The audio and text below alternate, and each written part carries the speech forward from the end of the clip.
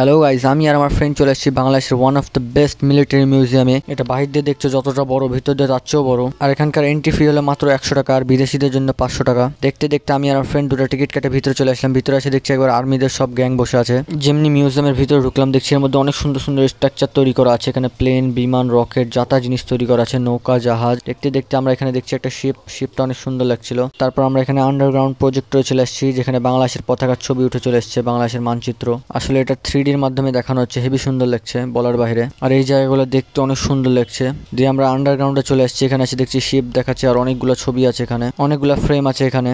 আর এই জায়গাতে যত রকম শিপ আছে বাংলাদেশে, সব রকম শিপের একটা করে ডেমো দেওয়া আছে। এটা হলো বাংলাদেশ নৌবাহিনীর সব শিপ, হেভি সুন্দর লাগছে এখানে দেখতে। দিয়ে আমি আমার ফ্রেন্ড ডিপে যাওয়ার লেগে আরো ভিতরে চলে গেলাম, যে ভিতরে যাই দেখবো যে কি অবস্থা। বলছে তোমরা ভিতরে যাও, ভিতরে আরো সুন্দর সুন্দর জিনিস আছে, দেখো, ওগুলো মজা লাগবে। দিয়ে এখানে দেখছি একটা আর্মি প্লেন থেকে আমাদের দিকে বন্দুক টানে ধরে আছে। আসলে এই জায়গাটাও অনেক সুন্দর ছিল, এখানে আর্মিদের প্লেন, জাহাজ, অনেক কিছু আছে এখানে। আর এখানে এত সুন্দর একটা মিরর দেওয়া আছে, যেখানে আমরা ছবি তুললাম কয়েকটা। আর এইটা হলো টাইটানিক জাহাজের ফ্যান, দেখতে হেভি সুন্দর লাগছে। এটা হলো পুরো তামার। আর এই পাশে আমরা শিপের মধ্যে চলে আসছি। আসলে একেবারে অরিজিনাল শিপে যেরকম থাকে ওইরকমই লাগছে এটা, মানে এটা একটা শিপের কন্ট্রোল রুম, যেখান থেকে শিপ চালানো হয়। আর এই আন্ডারগ্রাউন্ড ওয়াটার চলে আসছে, এখানে সাবমারিন থেকে যে দৃশ্যটা দেখা যায় সুন্দর, সেরকমই লাগছিল। আর এই জায়গাটা এত সুন্দর বলার বাহিরে, মানে চারিদিকে সুন্দর সুন্দর পানির ছোঁয়া, আর এদিকে মাছ টাছ সবকিছুই দেখা যাচ্ছে। আর এই পাশে একটা নৌকার বিচের মতন করে রেখেছে, বিচটাও দেখতে হেভি সুন্দর লাগছে, পানির ঢেউগুলো একেবারে অরিজিনাল লাগছে। এপাশে একটা আর্মি আমাদেরকে গার্ড দেওয়ার লেগে দাঁড়িয়েছিল। আর এপাশে হেভি সুন্দর লাগছিল, মানে প্রজেক্টরের মাধ্যমে এগুলো চলছে, তো দেখতে অনেক সুন্দর লাগছে।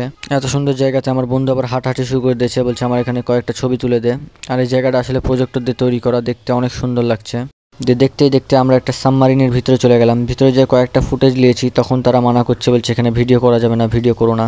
যার কারণে আমরা একটুকুই ভিডিও করতে পেরেছি। এই জায়গাটাও অনেক সুন্দর ছিল। তারপর এই পারে চলে আসলাম, দেখছি আমাদেরকে খাওয়া সার্ভ করছে, আর অনেক সুন্দর সুন্দর জিনিস এখানে স্ট্রাকচার তৈরি করা আছে, মানে নৌবাহিনী, বিমান বাহিনী, আর আর্মিদের বড় বড় অফিসারদের পুতুল এখানে তৈরি করা আছে। আর এই শিপটা দেখে হেভি সুন্দর লাগলো, পুরোটা কাঠ দিয়ে তৈরি করা, সুন্দর একটা জাহাজ। আর 1971 সালে আগের মানুষ যেভাবে যুদ্ধ করছে তোপ টোপ নিয়ে, এখানে সেই জিনিস দেখানো হয়েছে, অনেক সুন্দর লাগছিল এটাও। আর এখানে অনেকগুলো শহীদের সুন্দর সুন্দর স্ট্রাকচার তৈরি করা আছে। আর যেমনি আমরা এই রুমটা এসেছি, এই রুমে দেখছি দুনিয়ার যতগুলা বন্দুক আছে, রাইফেল আছে, সব এখানে মজুদ আছে। আর এই জায়গাটাও অনেক বড় ছিল, অনেক সুন্দর ছিল। এখানে আর্মিরা যেভাবে যুদ্ধ করে, যেভাবে গুলি টুলি চালায়, সেভাবে সুন্দর একটা স্ট্রাকচার তৈরি করা ছিল। আর এই জায়গাতে আর্মিদের যতগুলা ব্যাচ আছে, সব ব্যাচ সুন্দর করে সাজানো আছে, দেখতে আসলে অনেক সুন্দর লাগছে। আর এই বিল্ডিং এর উপরের দিকে তাকে আমি শকড হয়ে গেছি, একেবারে এত সুন্দর সুন্দর বিমান আর এত সুন্দর সুন্দর জাহাজ এখানে রাখা আছে। বোঝাই যাচ্ছে বাংলাদেশের মধ্যে যতগুলা প্লেন আর বিমান আছে সবগুলা এখানে ছিল। আর এগুলা দেখতে একবারে রিয়েলিস্টিকের মতন লাগছে, মানে রিয়েল লাগছে একেবারে। আর এই মিলিটারি মিউজিয়ামটা এত বড়, আমরা গোটা সারাদিনও মনে হয় ঘুরে শেষ করতে পারবো না। যেখানে যাচ্ছি ওখানেই দেখছি নতুন নতুন স্ট্রাকচার তৈরি করা।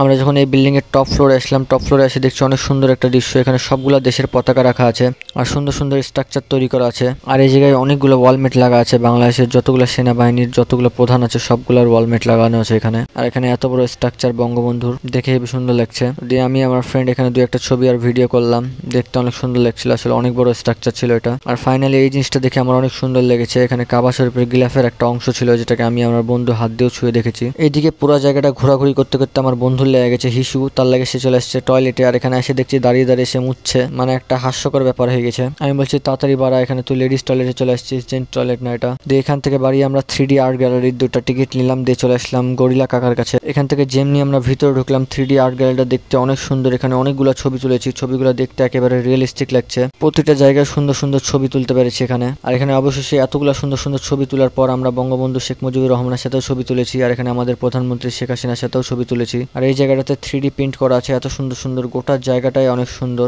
এখান থেকে যেমনি বাহালাম, বাইরে দেখছি অনেকগুলো জাহাজ রাখা আছে, ট্যাঙ্ক রাখা আছে, দেখতে অনেক সুন্দর লাগছিল। দিয়ে অবশেষে আমরা গোটা জায়গাটা ঘুরে কাভার করতে পেরেছি। তো গাইজ, আজকের ভিডিও এত দূরই, ভালো থাকেন, আবার দেখাবেন নেক্সট ভিডিওতে। ততক্ষণের জন্য ফলো করে দেন, লাইক করে দেন।